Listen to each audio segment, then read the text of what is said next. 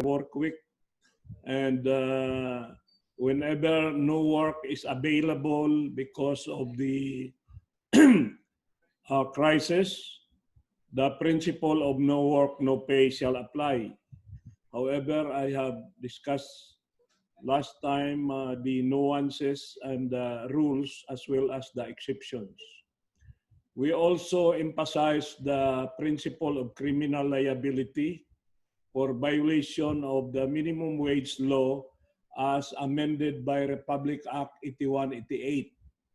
And concomitant with that principle is the principle of double indemnity on top of criminal liability.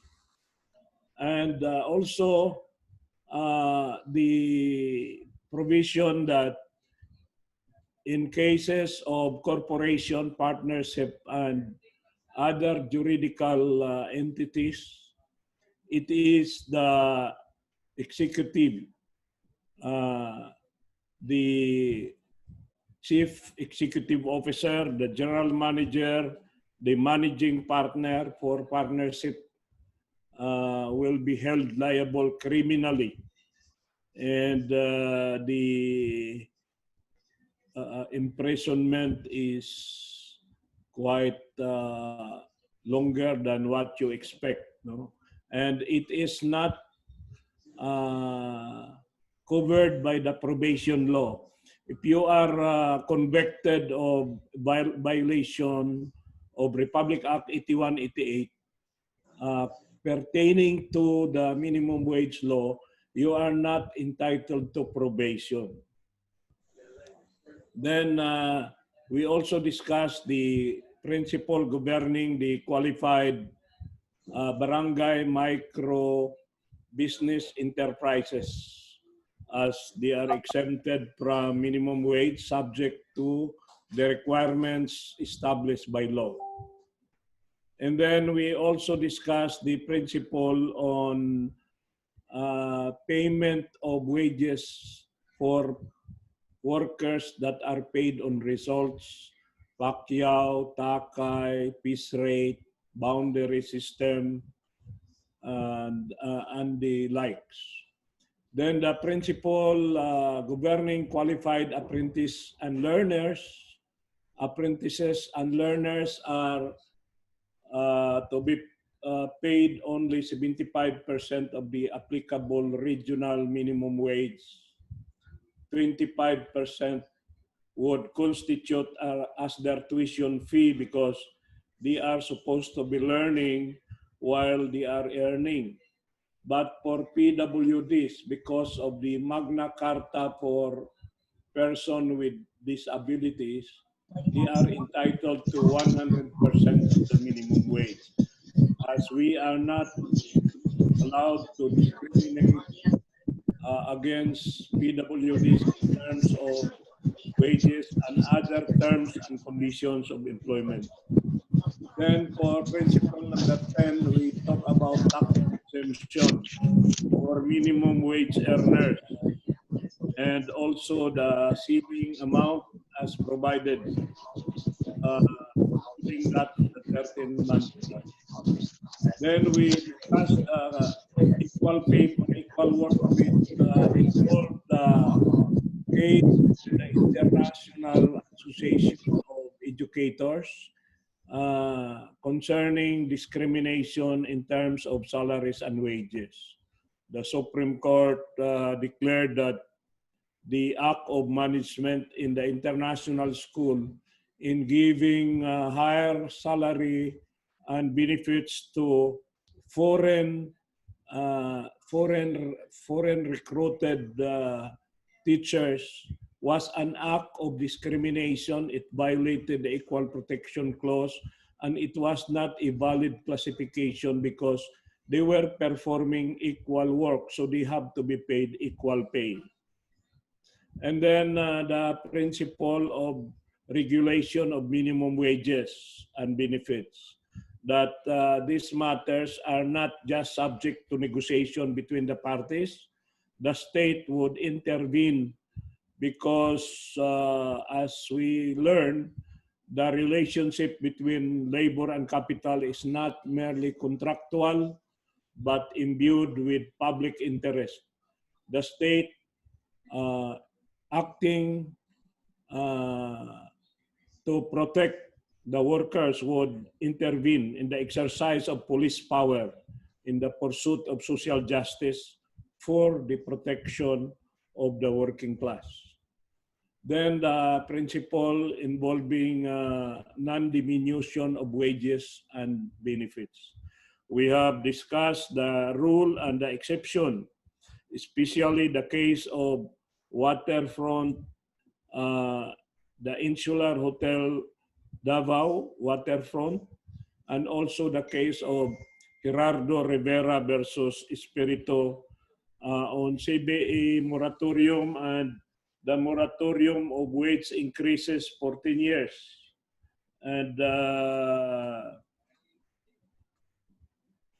the matter as to quitclaims, waivers, and releases. That is 14. The 15 is principle governing workers' preference in case of bankruptcy. I think this is our topic tonight.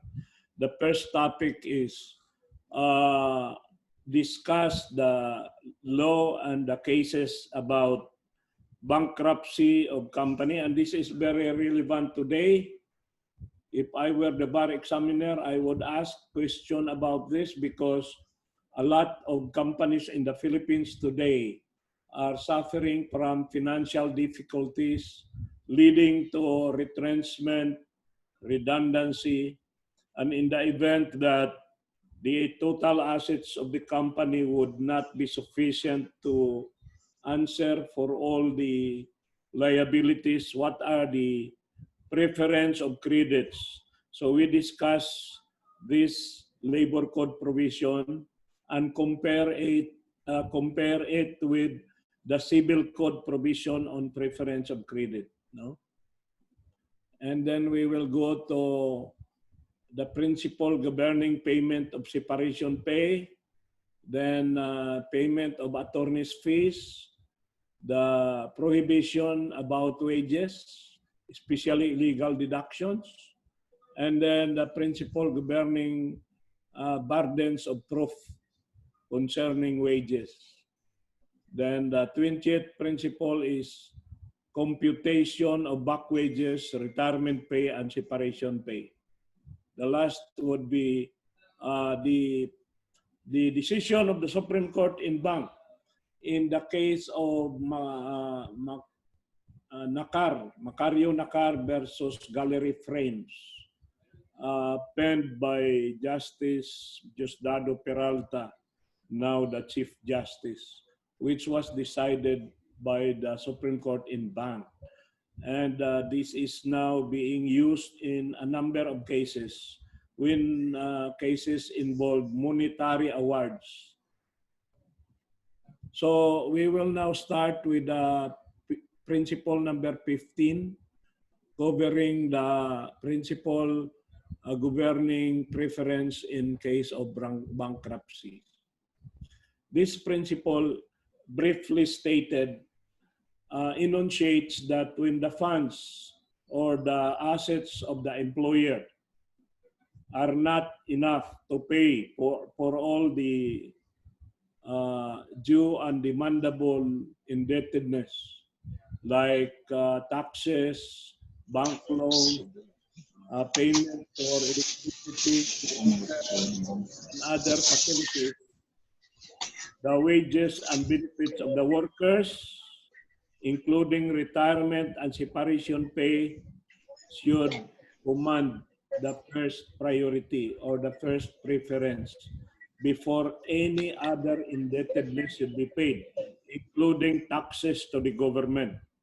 The original provisions of the Labor Code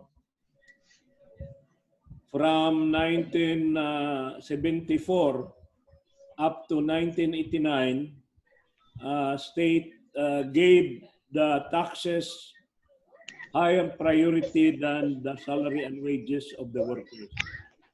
But Senator Boy Herrera an alumnus of UB Gullias Law School, was successful in passing Republic Act 6715, which gave absolute preference to workers' salaries and wages prior to payment of. Okay ka ba? Can you please mute yourself, please? Because you will be disturbing the others. It is not useful to unmute yourselves because you are not talking. Just for courtesy to the rest of the class, kindly mute yourselves. So, if you look at the provision of Article 110 of the Labor Code, it's very clear in the event of bankruptcy. In other words, this principle does not apply if there is no bankruptcy. So, you must be very alert when you look at a provision of the law that the preference, the order of preference concerning wages would apply only if the employer company is suffering from liquidation of its business or in the event of bankruptcy because of causes like the COVID crisis that we are facing today. So as annotated, this law was amended by Republic Act 6715 in 1989 after the Constitution of 1987 was ratified and took effect. So after the Constitution, the EDSA Revolution in 1986, then the Constitutional Commission 1987 submitted to the Filipino people, ratified overwhelmingly, and the next was Congress through Senator Boy Herrera in the Senate and Congressman Alberto Biloso of the 3rd District of Leyte. They co-authored Republic Act 6715, which, among others, amended the Labor Code by including provision that give absolute preference to the workers. But the question is this really absolute preference? So unpaid wages earned by the employees before the declaration of bankruptcy or before the judicial liquidation of the employer's business shall be given first preference. Unpaid wages. And the word wages includes separation pay and retirement benefits because the term wages there is being presented in its generic signification. So it is not just wages, it embraces any other monetary claim, no, that may be established. So let us take a look at this case of Barayuga versus Asset Privatization Trust. No? Because you might be impulsively making conclusion that in all instances, it's always the workers that will be given preference. But remember that in civil law, especially in Article 2241 and 2242, when there is a mortgage and it is on real estate, that mortgage will have a better preference when it comes to a real estate. So if the only property of the employer is a real estate and that property has been mortgaged to the bank, and that mortgage is properly undertaken, annotated at the back of the title of the real estate property, that would be given preference over the wages. So this will now come in conflict with Article 110.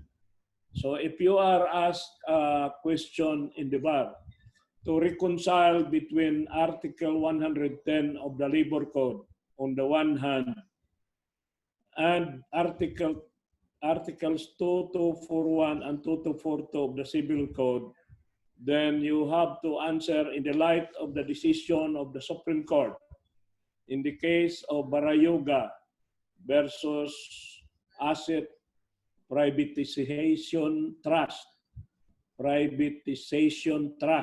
no, which was promulgated by the Supreme Court in 2005. The court has ruled that under Articles 224, 2241 yan, and 2242, a mortgage credit is a special preferred credit that enjoys preference with reference to a specific property. So yung sa Labor Code, it refers to all the assets. So kung maraming assets ang kumpanya, merong cash sa bangko, merong real estate, yung cash, ang first preference doon ay yung mga wages talaga. But yung real estate na may mortgage, covered by a mortgage, in the case of Barayuga, this has a special preference because this is a real estate. It refers to a particular property, whereas the preference in Article 110 of the Labor Code does not have reference to a particular property. So here, the Supreme Court said that the worker's preference under Article 110 is an ordinary preferred credit, ordinary, while the Civil Code is a special preferred credit because it has reference to a particular real estate property.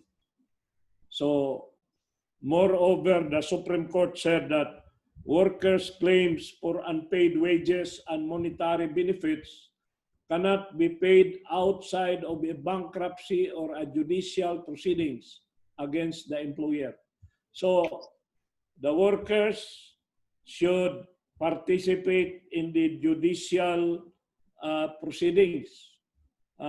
If there is liquidation proceedings before a civil court, the workers should enter their appearance so that they can line up among the many creditors running after the property of the bankrupt company.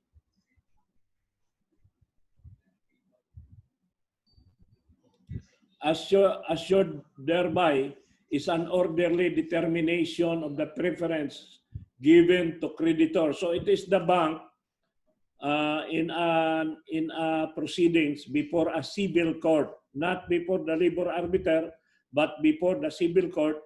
The creditors will line up, and insofar as that particular property is concerned, it is the bank, the creditor bank, that has special preferred credit, while the workers only have just an ordinary preferred credit.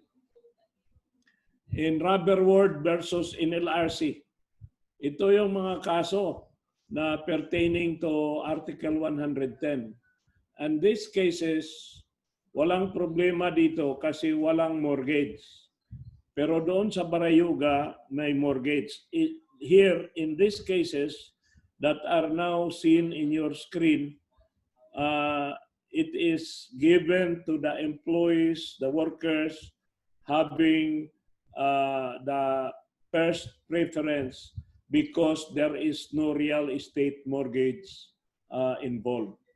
So the answer that you will give in the bar exam will only make a difference if there is an existing mortgage, but only insofar as the mortgage property is concerned. Now, is it possible that because of serious financial losses, there will be no more separation pay that can be paid to the workers? Well, if you have read this case of North Davao Mining, which is not a new case, but this is a leading case because this is an in-bank decision. A company named North Davao Mining Corporation is a gold mining exploration company owned by the late Manuel Elizalde Jr., the brother of Freddy Elizalde, and they were children of Don Manolo Elizalde, who used to own the Tanduay Company and many other companies, which was purchased by Mr. Lucio Tan. The original owner were the Elizaldes. And one of the son of Don Manolo was Manuel Elizalde Jr. And he has this company, North Davao Mining Company. This company became bankrupt because the rebels in Mindanao, the NPAs, always attacked the mining company and burned the equipments and the establishment to the extent that there were already no more asset to pay for the wages. At the start, when the financial difficulty was not very serious, there was an early retirement plan and people availed of their retirement. They were paid at first 1 month for every year of service, then later on only 1/2 month, and then it came to a point when there was no more money. So the question now that is asked is, because there are no more assets to talk about, is it possible that the workers will go home empty-handed? Well, surprisingly, I'm very surprised with this case. The Supreme Court said that if you read the provision of Article 283, there is a phrase there that if the closure of the company is not, take note of the phrase, not due to serious financial losses, the workers shall be paid separation pay. So it means that if the cause of the closure is serious financial losses, it is possible that the employer would be excused from payment of separation pay. So this was really the decision of the court. Excuse ang North Davao Mining from payment of separation pay. So with that, we are done with principle number 15. We will now go to principle number 16, payment of separation pay. Now, if you examine the principle,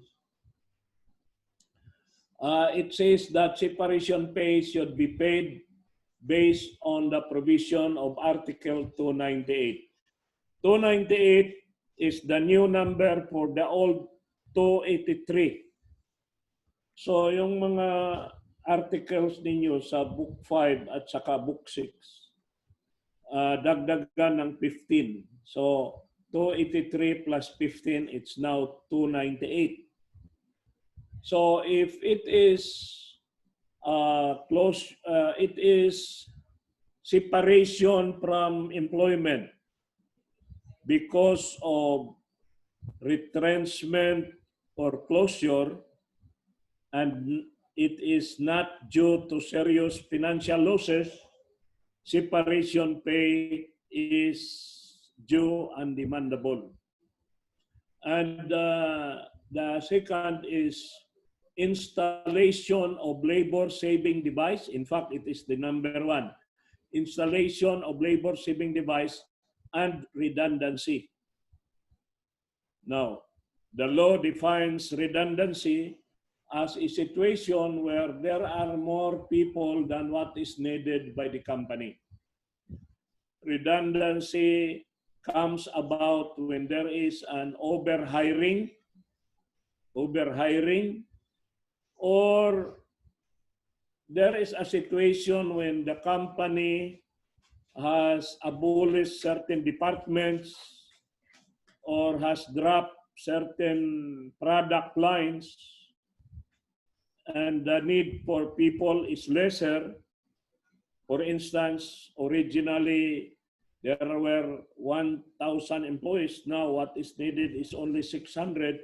So the choice of the 400 to let go should be based on an objective criteria which is measurable and subject to specific quantification as to the value. For instance, not just last in, first out, although last in, first out is unacceptable. It is acceptable. Usually, company would use last in, first out, LIFO. No? But that is not the only criteria. You can use other criteria. For instance, the performance rating or performance evaluation of the employee for the last 3 years, the average, and then those with the lowest performance rating, the lowest 400 would be allowed to let go. So those are the only requirements, no? Separation pay when it is redundancy and labor-saving device is 1 month for every year of service. But when it comes to retrenchment and closure due to serious financial losses, the separation pay is limited to 1/2 month for every year of service. But in the case of Capital Wireless versus Secretary Nieves Confessor, the term 1/2 month for every year of service is interpreted to mean 22.5 days. How come? Why is it that in the Philippines, when you speak of 1/2 month for every year of service, it is 22.5 days, not 15 days? Well, the answer of this given by the Supreme Court in the case of Capital Wireless versus Secretary Nieves Confessor was that the 22.5 days is the result of adding 15 days plus the 5 days, which is the service incentive leave, 5 days. So 5 days plus 15 is 20. Then there is a 2.5 days, which is the result. It is the 13th month pay. It is the equivalent, the 1/12 of the 13th month pay is 2.5. So 2.5 plus 20 is 22.5. That is based on the decision in the case of Capital Wireless versus Nieves Confessor. So, actually, if you are asked under what circumstances are separation pay due and demandable, you can enumerate by saying under Article 298, formerly Article 283, there are four. One is redundancy. Number two is installation of labor-saving device. Then number three is retrenchment. And number four is closure. Then you add number five, that in cases of illegal dismissal and the worker wins the case, and therefore he is entitled to reinstatement, but reinstatement is no longer feasible, either because of strained relationship or the position has been abolished, or the person who won the case has already reached the age of 65, waiting for the decision from the NLRC, Court of Appeal, Supreme Court. It was long enough for him to reach the age of 65. So you can no longer reinstate him. That's why separation pay is paid in lieu of reinstatement. In lieu of reinstatement. Now, if there is a separation pay provided in the collective bargaining agreement or provided in the CBA or company policy that are superior to 30 days, then whatever is higher will apply. I'll give you an example. Suppose there is a company like San Miguel Corporation, big companies, PLDT, Beralco. They have a retirement plan that if you have served the company for 10 years, for instance, you'll be entitled to 30 days for every year of service. If you have been there for 15 years, you will be entitled to 40 days. And then if you have been there for 20 years, you will be entitled to 2 months for every year of service. So those are superior to what is provided by the law, by the labor code. Therefore, the superior one will apply. The employees will not be entitled to both, but only to the superior one. And there is another instance. The Supreme Court, in some cases, has allowed separation pay to be given even if there was just cause. Even if there was just cause, as long as the just cause is not serious misconduct, it does not reflect on the character of the employee, despite the fact na may kasalanan siya, pero ang kasalanan niya ay hindi naman malicious, walang bad faith, then he will be entitled to separation pay as a measure of social justice and compassionate justice. There is an example about a lady professor, a lady teacher of the international school. This is an actual case. This lady, can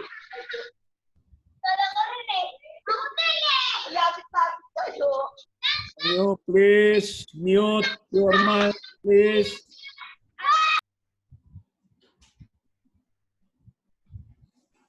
Okay, thank you. as I was saying, in the case of international school, there was a lady teacher who was teaching Spanish, and she was a very good teacher. Then she was sent to Spain to undertake an advanced study in language, Spanish language. So she was on sabbatical leave for 1 year. When that teacher came back to the Philippines, the teaching load for Spanish has been assigned to other teachers. So she had no longer any teaching load in Spanish, and yet she was the best Spanish teacher. Now, just to give him a job, she was assigned to handle Filipino classes.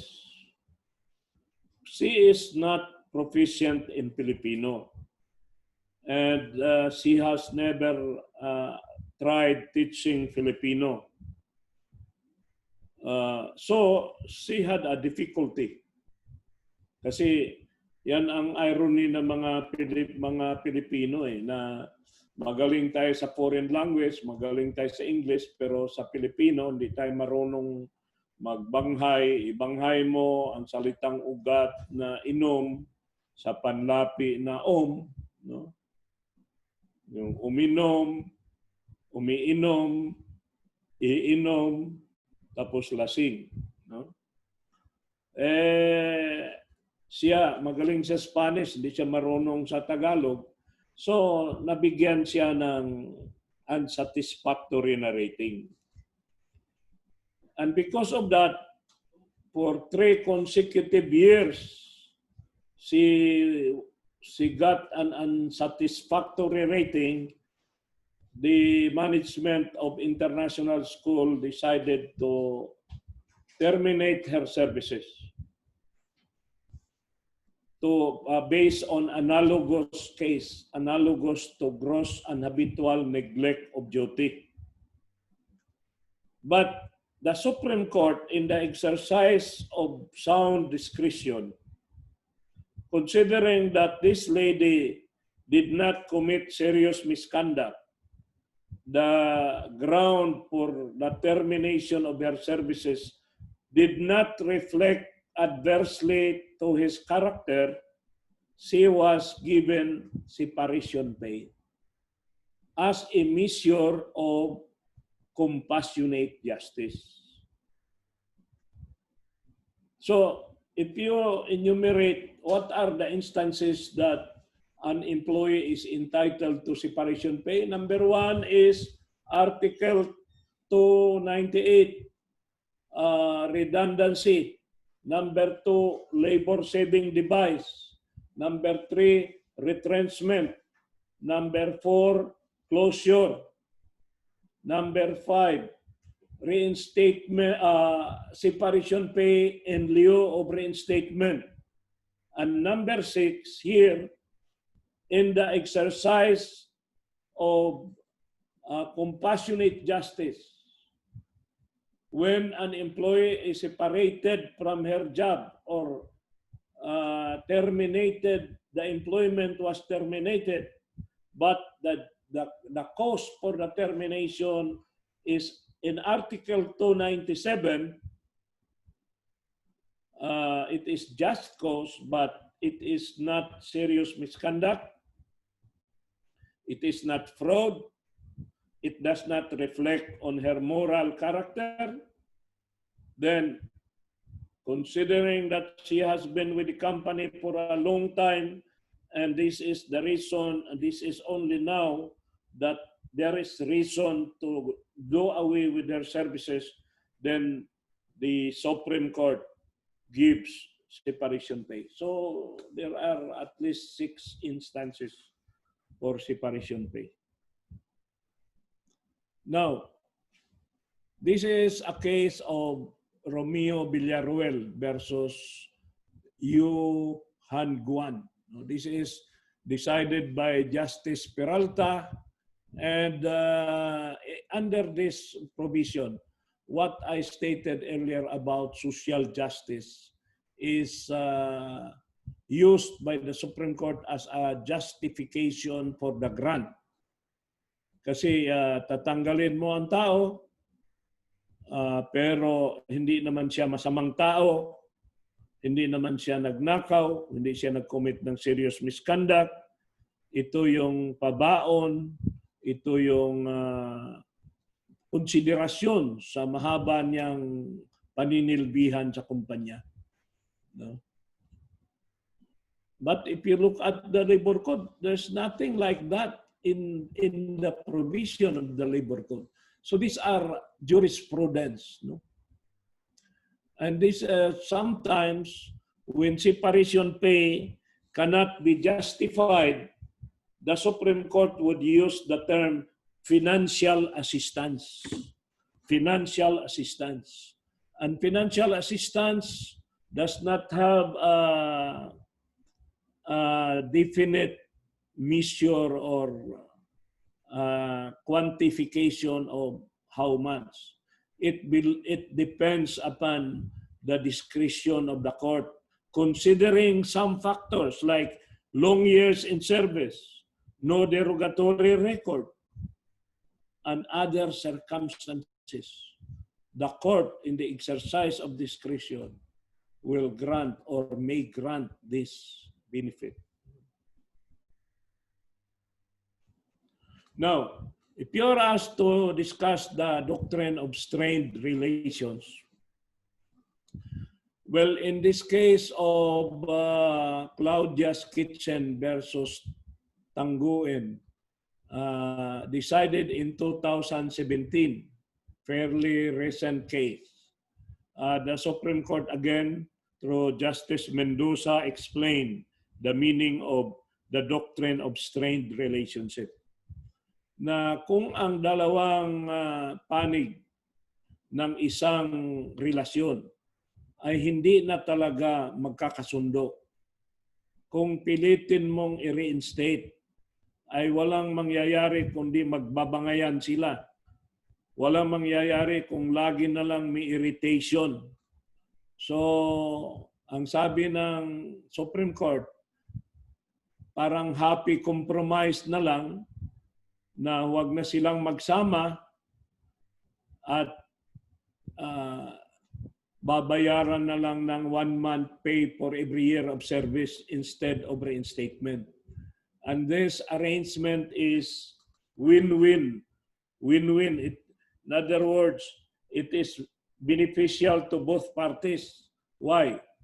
Because it would liberate the employee from an oppressive work environment. Can you imagine kung ikaw, hinabla mo yung kumpanya, tapos nanalo ka, tapos babalik ka sa kumpanya. Hindi kaya salubungin ka ng mga tingin na kung maaari lang na ang tingin ay makakapaso o ang tingin ay makakasugat. Siyempre, galit sa'yo yung management, hinabla mo eh. Tapos nanalo ka, ngayon babalik ka. So, to save you from that very difficult situation, bayaran ka na lang ng pera. At it also saved the employer, the company also. Kasi maiilang din ang kumpanya, yung parang kung sa Tagalog pa, asiwa. Kung sa Bisaya pa, bakikaw. Yung bang hindi ka komportable. Pareho, kung ikaw halimbawa, nag-away na kayong mag-asawa, tapos nag-file na kayo ng annulment sa isa't isa, tapos dininay ng court yung annulment, magsasama pa ba kayo? Ganon din sa reinstatement. Ganon ang prinsipyo dyan. Na hindi mo maaring turuan ang puso. Kasi madali lang yung sabing reinstatement. Legal kuan yun eh. Legal process yun eh. O tinanggal ka, illegal ang termination, ibalik ka.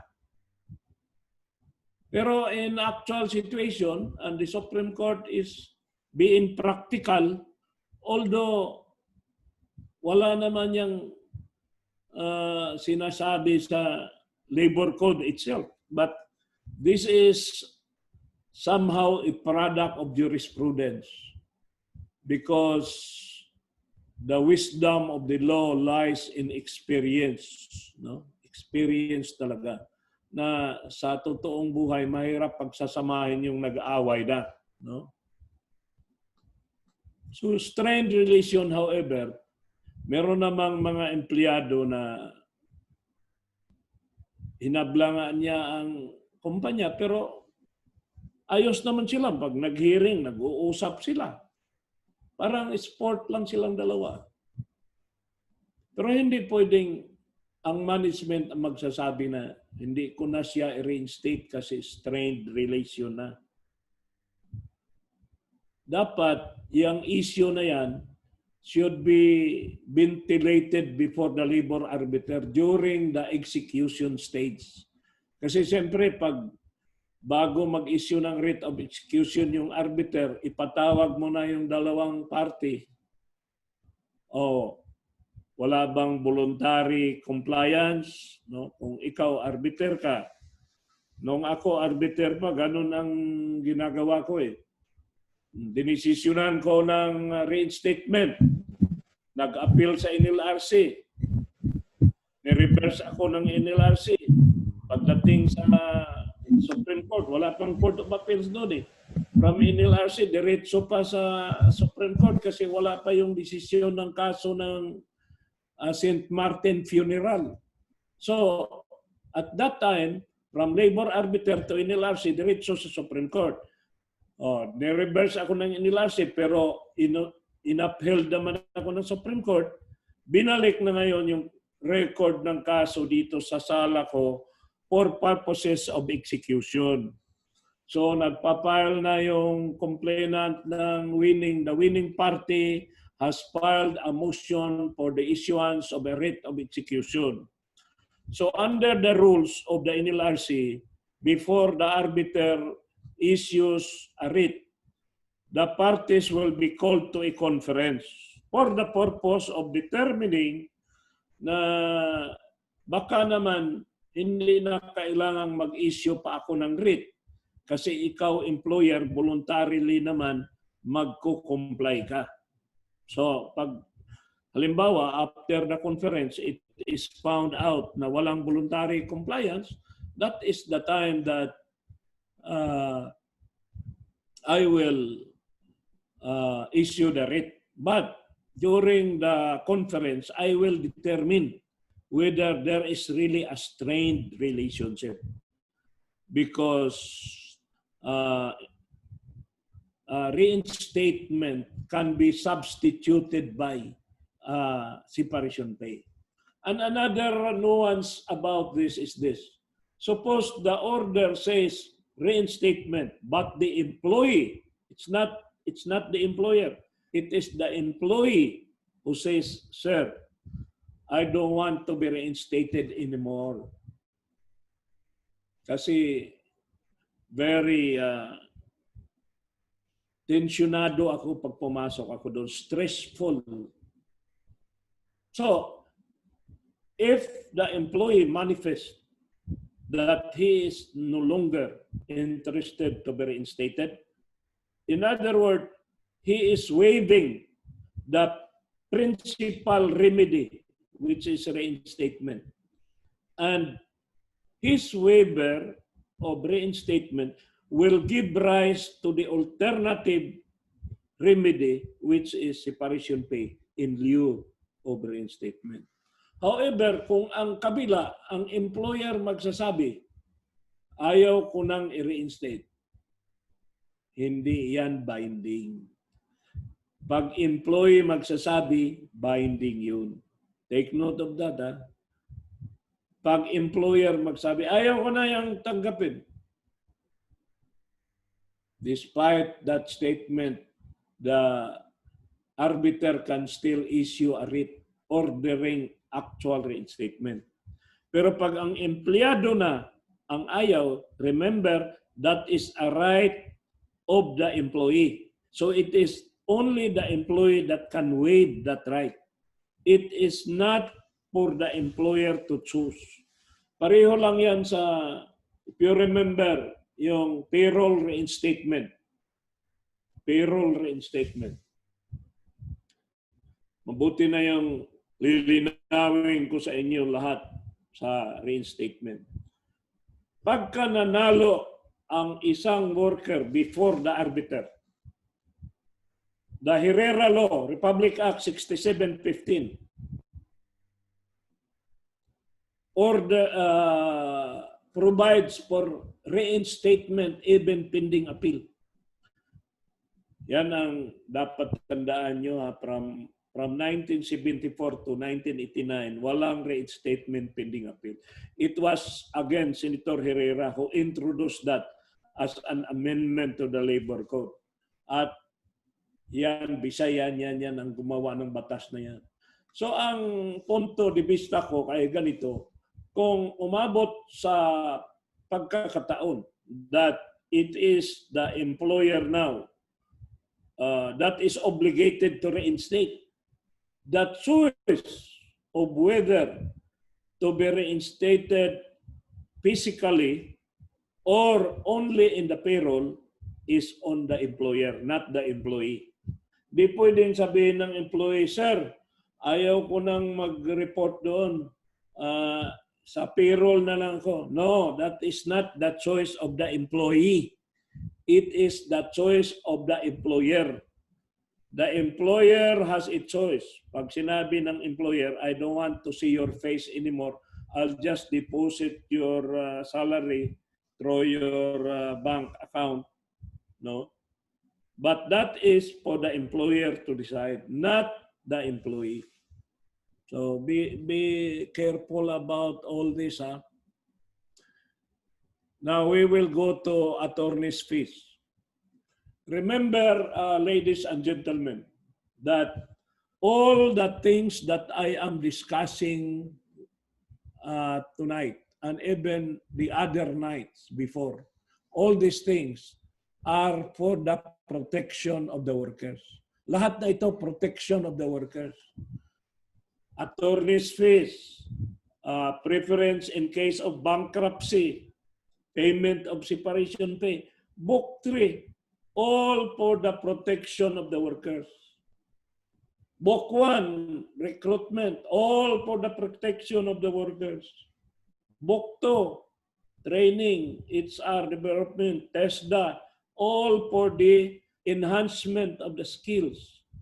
So, the spirit of the law about attorney's fees is that the lawyer should not demand for higher than 10%. It's very clear.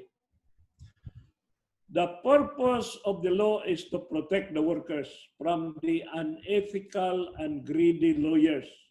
And this law limits the attorney's fees to 10%.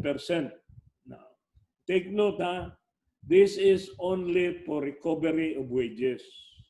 Ang limitation of 10% applies only for money claims. But for illegal dismissal, for unfair labor practice, for intra-union and inter-union, and even cases involving strikes, the law is silent as to the amount of attorney's fees. So what is being controlled by the state is money claim. Yung mag-claim ka ng overtime, holiday pay, night differential, 13-month pay, anything, service incentive leave with pay, anything, the amount that you receive should not be subjected to an attorney's fees higher than 10%. That is the letter and the spirit of the law. Now, in this case of Joselito Alba, the Supreme Court explained the concept of attorney's fees. There are two kinds of attorney's fees. Yung ordinary concept of attorney's fees is the amount that the client pays to his lawyer. That's attorney's fees. But on the other hand, there is an extraordinary concept of attorney's fees. And this is to be paid by the losing party to the winning party. So yung mga binabayad natin na per appearance, acceptance fee, that is the ordinary concept of attorney's fees. Pero yung ina-award sa decision, the amount awarded in the decision itself,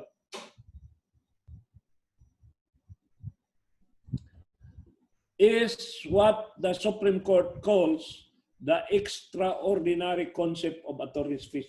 This was also discussed by Justice Marvick Leonen in the case involving Samir International Overseas Agency versus Joy Cabiles, explaining on the two concepts of attorney's fees. No? And you have to be aware that when you are a client and you pay your lawyer directly, either per appearance or bulk payment in bulk, that is the normal or ordinary concept of attorney's fees. But the extraordinary one is when there is a decision and there is an award on the ground that the complainant was compelled to litigate and compelled to spend money to pursue the litigation as part of the indemnification for the damages that he has suffered, the inconvenience, the losses would be paid, the money claims, and on top of the money claims is the 10% that is provided by law. Remember that the extraordinary attorney's fees ordered by the court are not to be paid to the attorney. It is called attorney's fees, but it is not to be paid to the attorney. It should be paid to the winning client. And it is up to the client to pay his legal counsel. Kaya maraming kaso sa legal ethics yung kinuha ng lawyer yung award, tapos dinidak na yung kanyang attorney's fees at kukunti na yung makarating sa litigant. And that is really a serious offense in the canons of the Code of Professional Responsibility and the canons of legal ethics. Now, this is an interesting question about a litigant who was represented by a public attorney, a lawyer. No? Does it mean that when you are represented by a POW lawyer, you are not entitled to attorney's fees? Because anyway, you did not pay the POW lawyer. Why should you be paid attorney's fees? Well, maybe you are not going to be paid the ordinary concept of attorney's fees, but the extraordinary one, you are entitled. And the Supreme Court said, quoting an earlier decision in a case decided by Justice Arturo Brion in Our House Realty Development Corporation versus Parian, that notwithstanding the fact that you have a lawyer from POW, it does not disqualify you from entitlement to attorney's fees. So, in that case, it was also stated that it is not illegal for a PAO lawyer to accept attorney's fees, but this amount will not go to him directly. It will go to the office of PAO, and it's up to the rules to whether he will be given a certain token to recompense for his services. Anyway, he's a public official and he is receiving salary. So again, in this case of Joselito Alba, the Supreme Court said that workers are entitled to attorney's fees even when they are represented by lawyers of the Public Attorney's Office. Well, there are instances when the Supreme Court will disapprove the payment of attorney's fees. For instance, in this case involving a seafarer, he filed a case against the maritime company for disability benefits. But it was a premature filing because the company designated physician has not yet made a final determination as to the extent of his injury. And therefore, since the filing was premature, the court would cancel or delete any award given by the NLRC or the Court of Appeals. And this was decided by the former Chief Justice Maria Lourdes Sereno as Chief Justice. So there are instances when the workers are not entitled to attorney's fees, because attorney's fees are due only when there was an unlawful withholding of benefits. Since the filing was premature, there was no unlawful withholding of benefits, and therefore, logically, the employee claimant would not be entitled to attorney's fees. Because if you read Article 111, it's very clear. In cases of unlawful withholding. So there was no unlawful withholding because there was no entitlement yet. It was a premature filing. So the reason for giving attorney's fees did not exist in this case.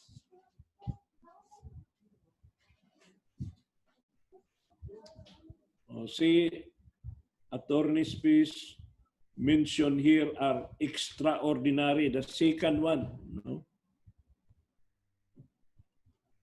Now, the Supreme Court also said that the 10% maximum limit, it's a maximum, does not mean that it cannot be lowered. So it's possible that the Supreme Court or the NLRC can give or can award an attorney's fees lower than 10%. What is not allowed is higher than 10%, but there is no prohibition to lower the amount of attorney's fees. In this case of Attorney Wilfredo Taganas, the Supreme Court reprimanded him and even disciplined him for receiving attorney's fees that is 50% of the total award. 50% of the total award. And that was considered as unethical, a violation of the Code of Professional Responsibility and also the canons of legal ethics.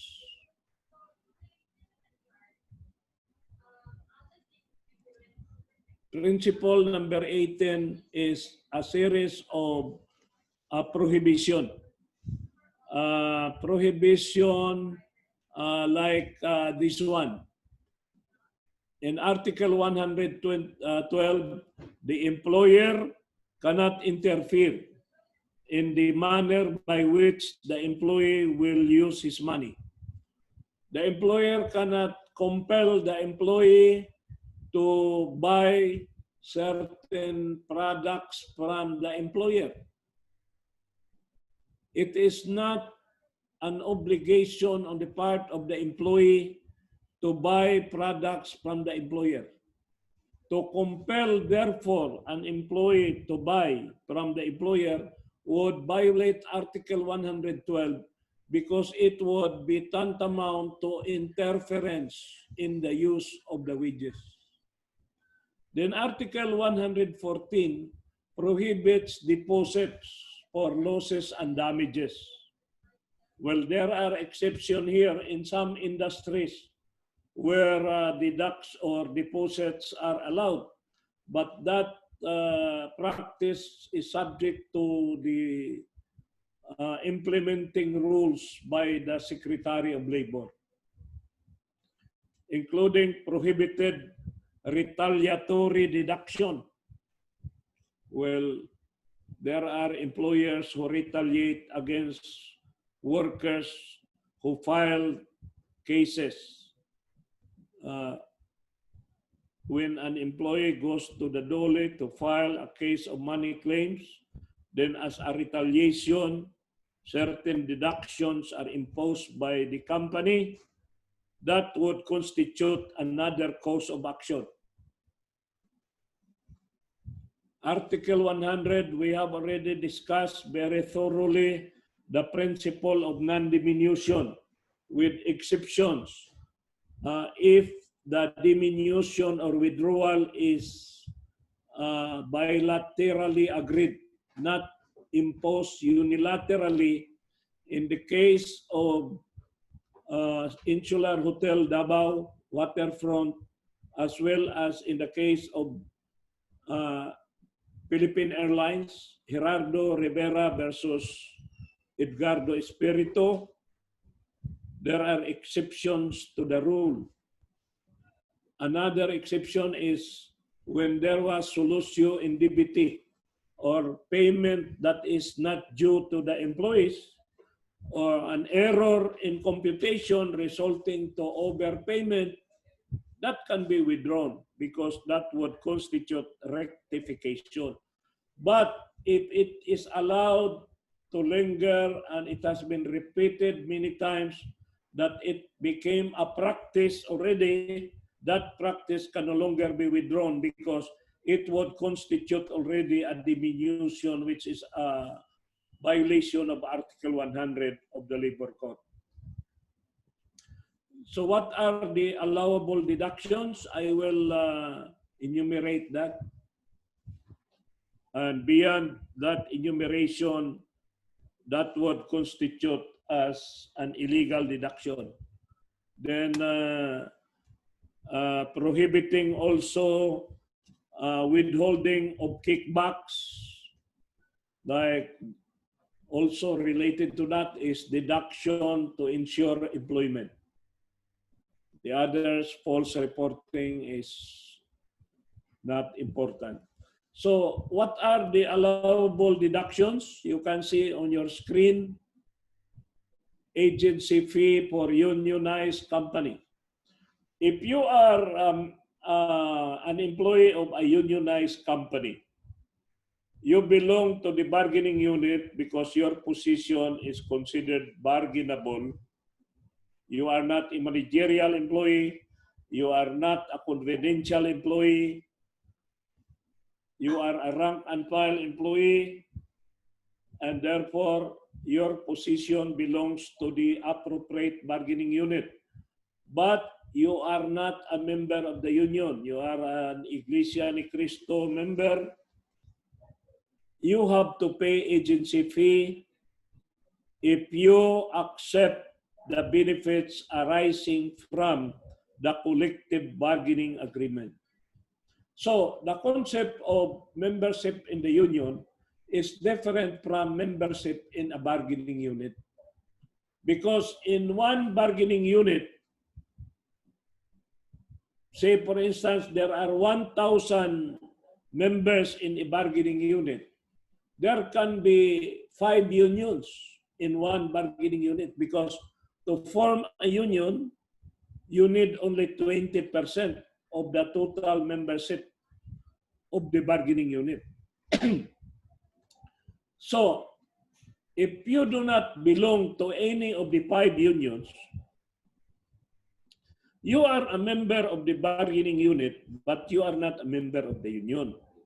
Now, since the benefits of the collective bargaining agreement will also redound to your own betterment and benefit, although you are not a member of the union, you derive a benefit out of the CBA, it's only just and reasonable that you have to pay agency fee. An agency fee does not need an individual written authorization. It's not like the union dues. The union dues must have a check-off agreement. In other words, in the collective bargaining agreement, there must be a provision that says that the employer is authorized to deduct a certain amount from the wage or salary of all employees who are members of the union and to deliver the amount to the union, which is certified as the SEBA or the sole and exclusive bargaining agent. But in terms of union dues, there is a need for an individual written authorization. Aside from the check-off agreement in the CBA, the worker individually and in writing. Because for the company to deduct without an individual written authorization is for that company to be guilty of illegal deduction. But in agency fee, there is no need for individual written authorization. The only requirement is, did you accept the benefit arising from the CBA? Because if you do accept, then you have to pay the amount of agency fee which is equal to the amount of the union dues given by the union members. And you are not a union member, but you also benefit from the collective bargaining agreement which was negotiated by the union. So you cannot be a free rider since you are part of the bargaining unit. Okay? And then itong mga PhilHealth, Pag-ibig, SSS, wala na yung ECC kasi ang ECC ang nagbabayad lang employer.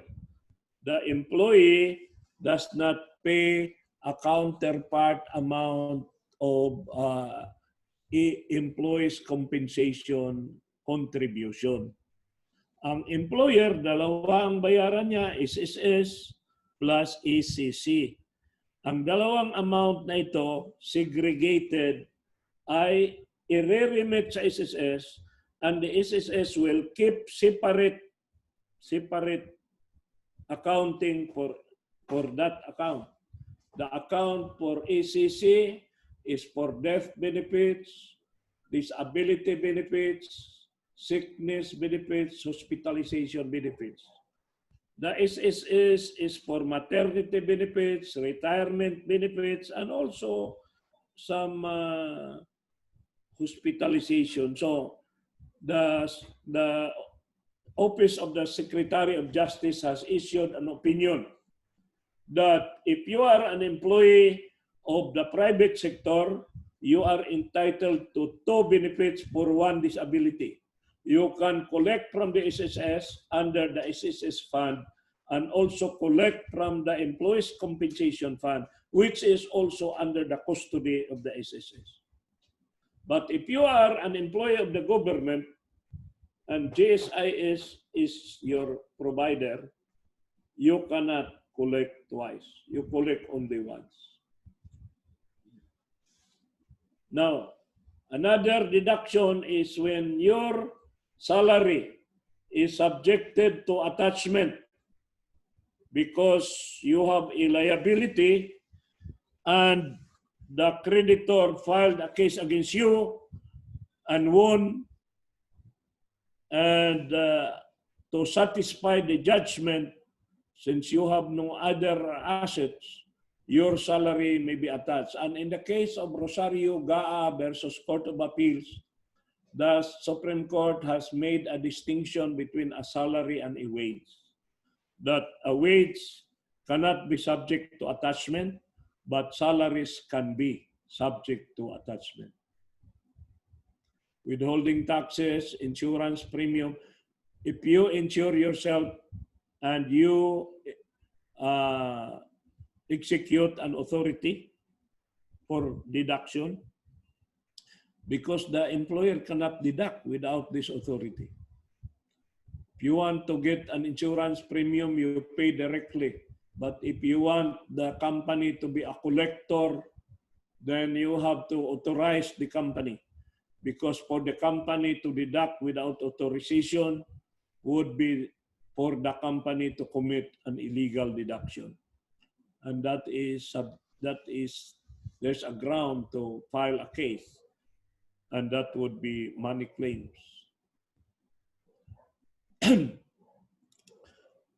Any indebtedness that you have, provided you authorize the company to deduct. For instance, you get yourself funeral plan. This is a pre-need plan or an educational plan for your children or grandchildren. And it is a group insurance plan. The person insured or covered by the policy may execute or should execute an authority for management to deduct. Without such authority would be a violation of this provision. So in the case of Bluer than Blue Company versus Esteban, the Supreme Court enumerated the requirements before deduction can be made. And these are in cases of losses or breakages.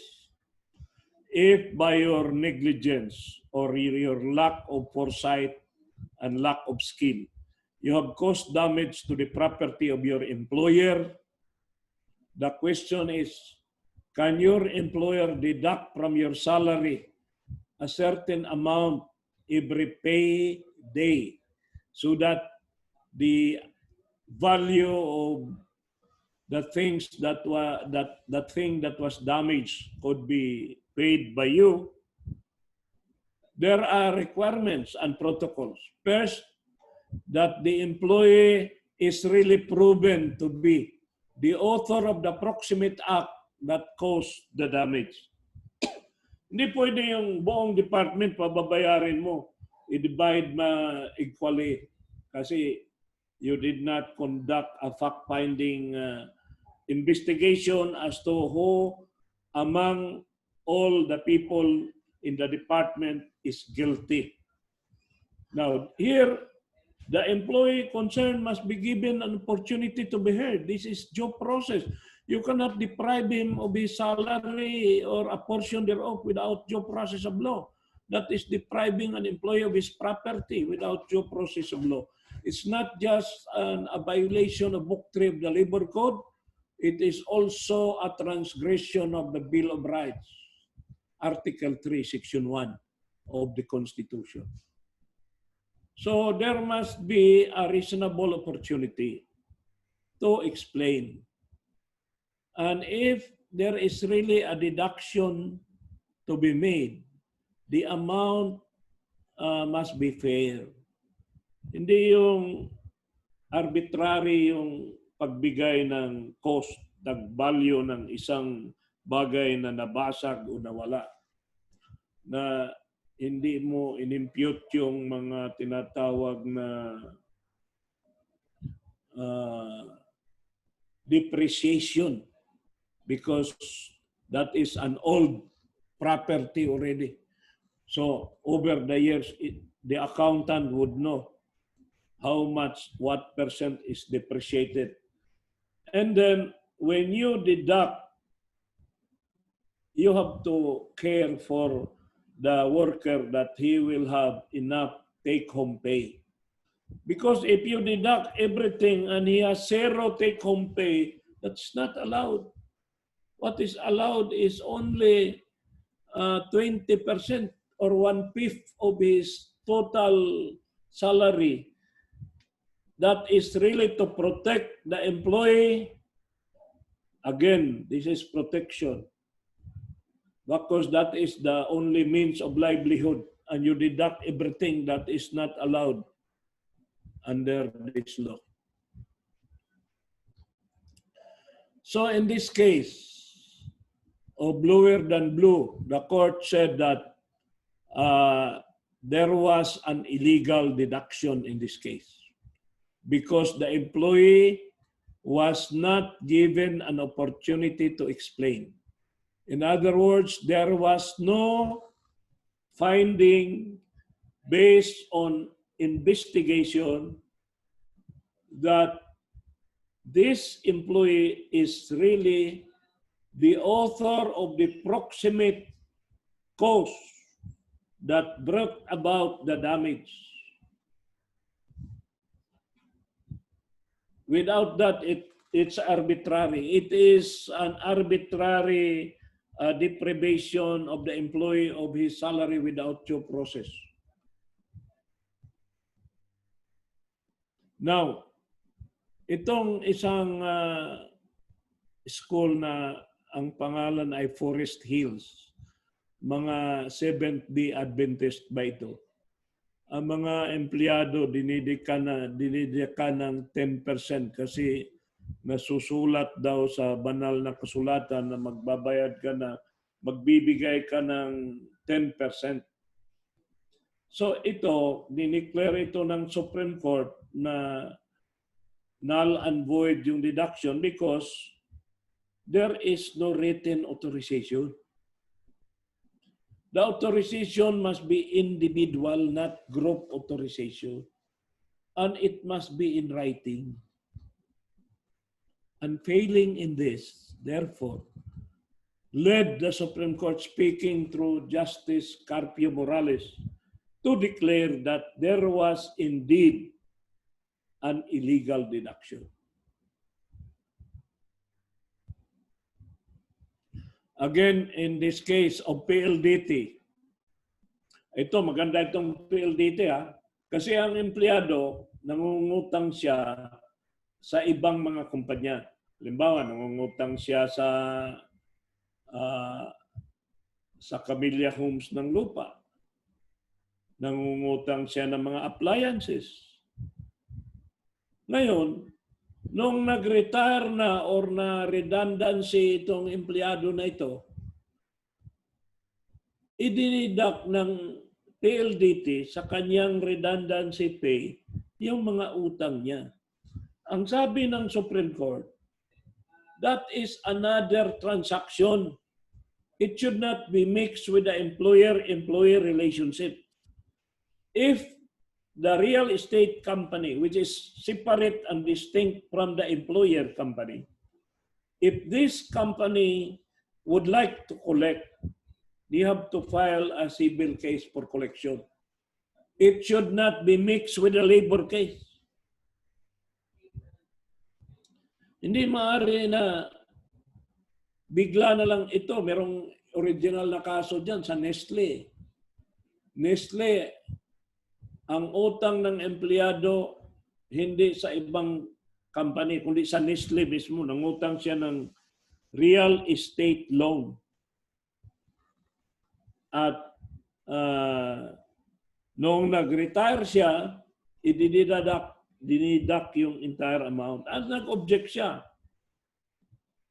And the Supreme Court said, yes, tama ka, nag-object ka. Kasi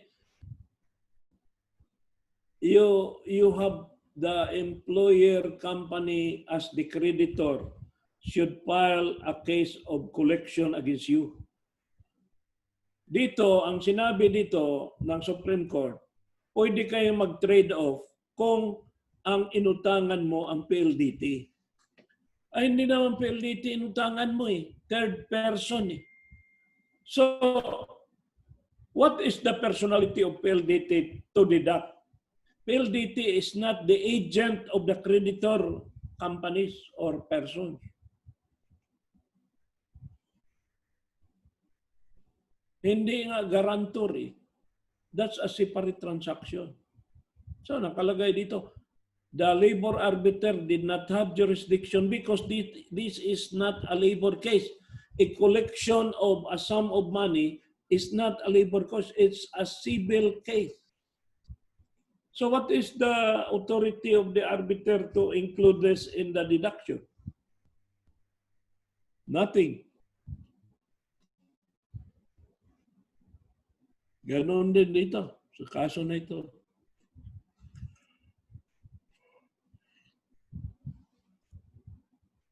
So all these are prohibitions.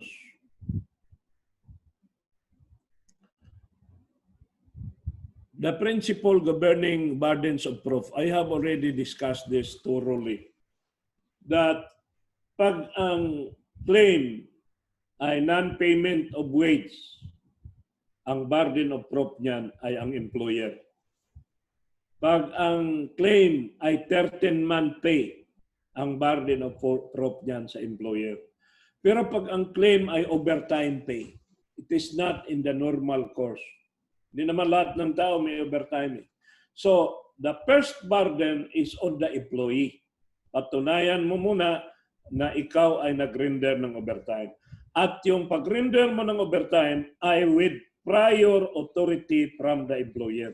Hindi yung ang empleyado lang ang magdesisyon na mag-overtime siya.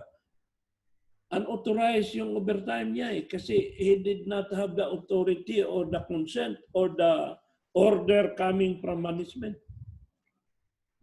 So once na mapatunayan ng empleyado that he had prior authority and he did render the overtime work, then the burden is now shifted to the employer to prove that payment was made.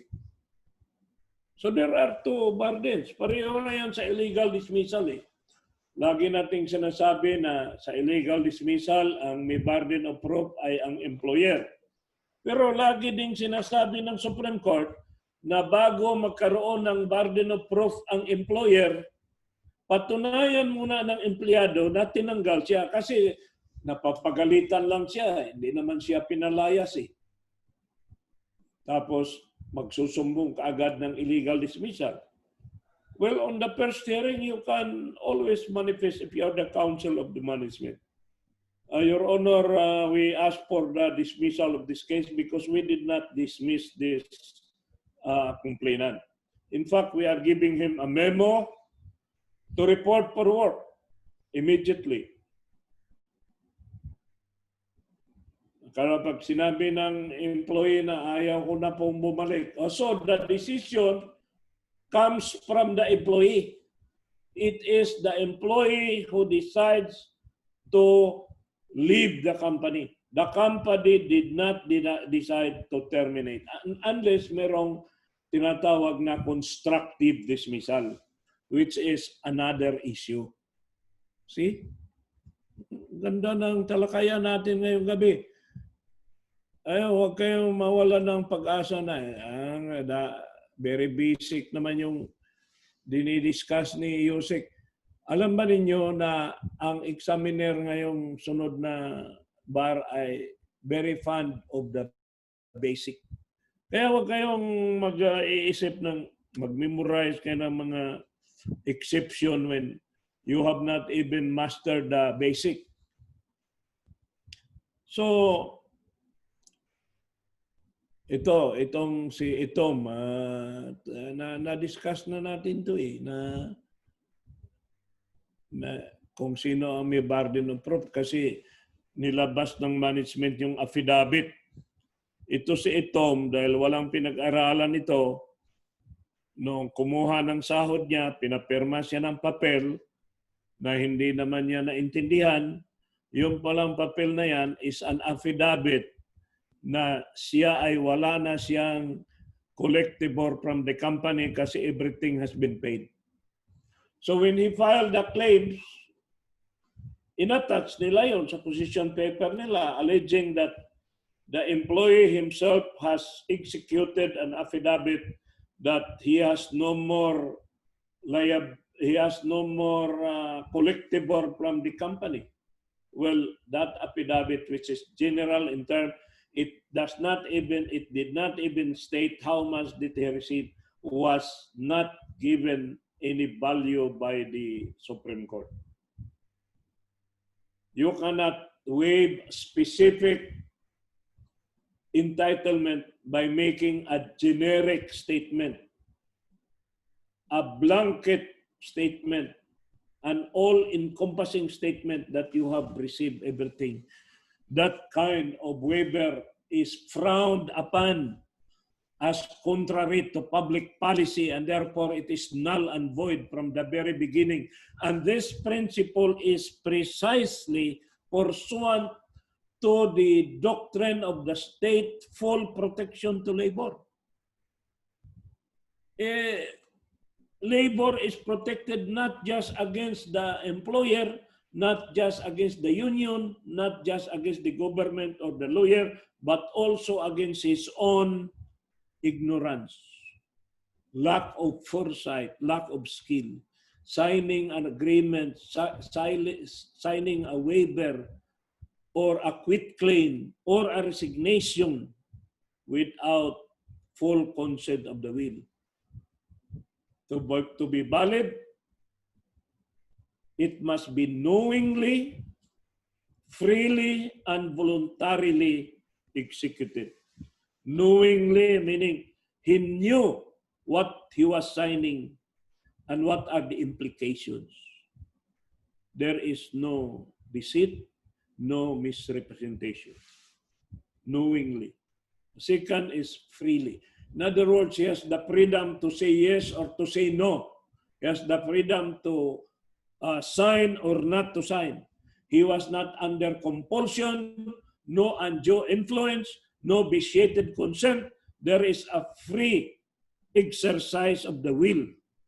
And lastly, having the knowledge of the implication and having the freedom to say no, he's opted to say, yes, I understand. And there must be a consideration that is not shocking to the conscience of man. Tamo how the law protects labor. Kahit magkiniat-kiat ng labor, perma-perma mga dokumento nga wala hisabti, sa bandang huli, the state will still come and protect him from his own recklessness.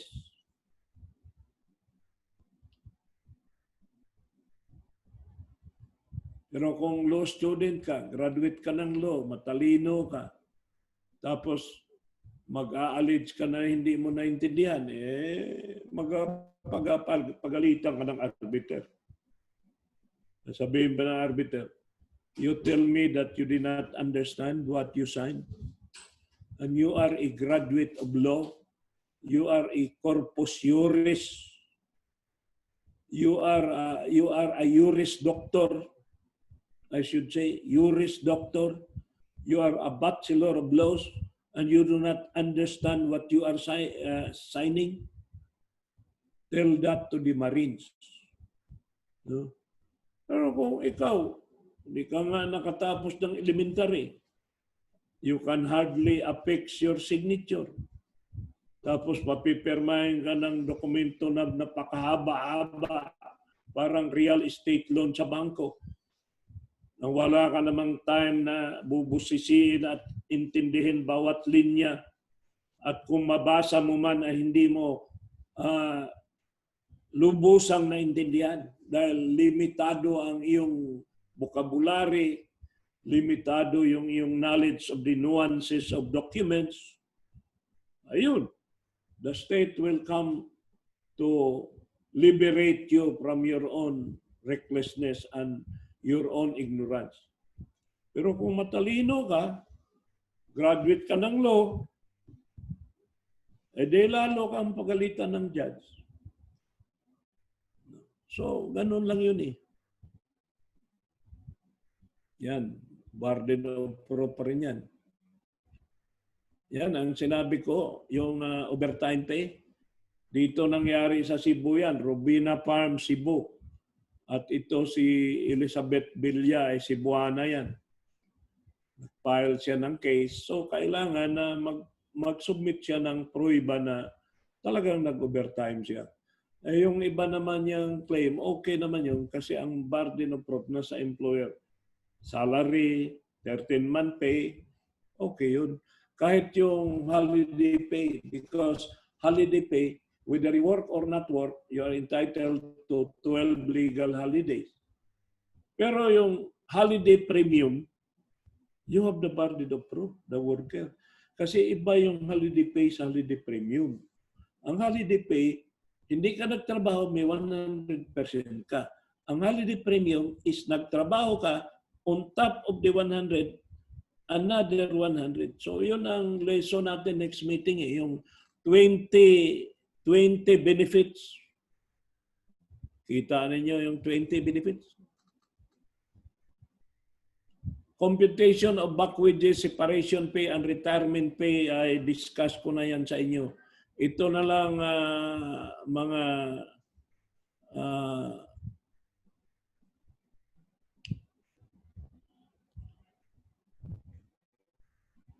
21, yung legal interest. Ito yung kaso ni Dario Nacar in bank. Basta final and executory judgment. From the time the decision becomes final and executory up to the time of actual payment or satisfaction of judgment, the money, the award would earn a 6% interest. Dati 12% yan binago ng Central Bank kasi that is called forbearance of money. Para nangutang ka niyan sa isang bangko at merong limit ang amount of entitlement, the rate of the interest, which is 6%.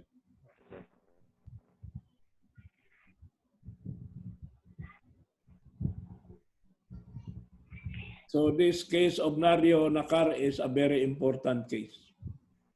So with that, ladies and gentlemen, I have discussed with you principle number 15 to 21.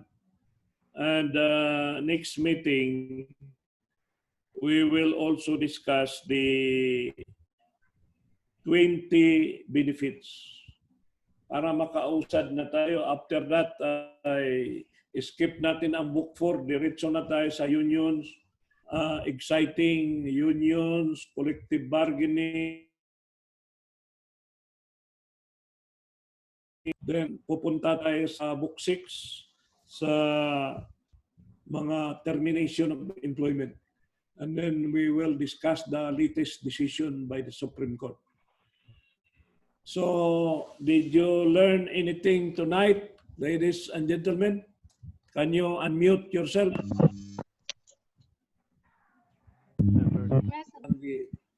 Klaro gud ninyo tanan. Ako. Dagan salamat, attorney. Ako baya. Nahantod karong hapon, nag-research kung mga nagapungat aning akong presentation. So, dapat suklian ninyo na o pag tinarong sa inyong nga makasiguro, yun mo nga makapasar mo kay lisod kayo ang bar o sa last minute na kamo magdali-dali. Karon panahon pa ninyo nga ako'y matag yung serbisyo nga kasing-kasing na kong serbisyo nyo. Salamat, sir. Aldana na, Sir Aldana. Mr. Aldana. Yes, sir. Banaw maka. Salamat, sir. Ha? Dagan salamat. Ano nakasulod mong ka din eh. Ay nakita mo ko ang imo number. Ya, kumusta naman ka? Og sa dire lang sa balay. Sige ka po kag punta sa NLRC? Minsan pero wag karon kay daga magkuha ipit. But, si Mr. Abrigana ba nakasulod? Nakasulod ba si Mr. Abrigana? Ano ba gusto ng bebe ko? Anak ko, kasi yung kuya ko ding, ding, ding, ding. Ding, ding, ding. Okay, so maraming salamat, attorney. Thank you, Attorney. Pictures ata. Dr. Velasco ba naka... Picture. Mom, I don't know where it is. I didn't Thank you, Attorney Menes. I didn't see a rumble. Dr. Velasco dumating. Nag-review na ako. Oh, nakikinig na ako ng review.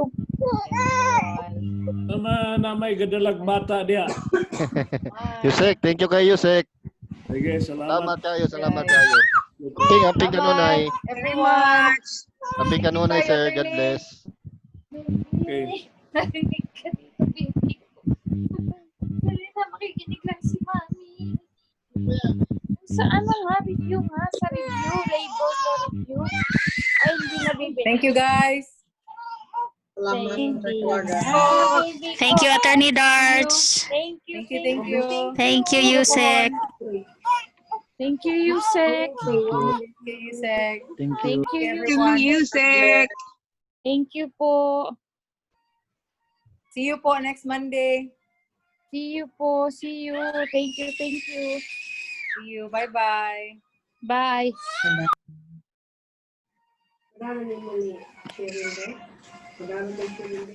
Bye, Doc Cora. Kagwapa ni Doc Cora, oy. Bye, Atty. Wagas. See you, ma'am, next Doc, ha? Next Monday po. Sige, ma'am. See you. Bye-bye. Bye, guys. Bye.